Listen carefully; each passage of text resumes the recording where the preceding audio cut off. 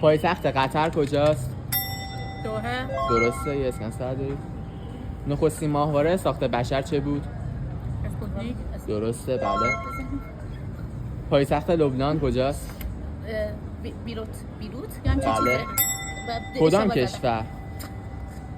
کدام کشور به سرزمین کانگوروها معروف است؟ استرالیا. شما باید. بله. پایتخت سوئد؟ نمیدونم. بزرگترین کشور اروپا کدام است؟ روسیه است. بله. چه کسی قطب جنوب را کشف کرد؟ جین واسکوت. بله، درسته. بعدی. پایتخت برزیل چیست؟ برزیلیا یا همچین چیزی فکر می‌کنم. بله، درسته. اونا نمیزنن دیگه. کدام حیوان به کندی مشهور است؟ لایک باش. بله، شما بردید. چه کسی فلسفه را در یونان باستان بنیان‌گذاری کرد؟ سغرا خانم.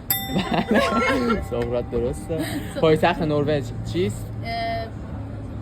ای وای. اصلا میدونم. اسلو. مبارکتون بشه. اطلاعات عمومی بود.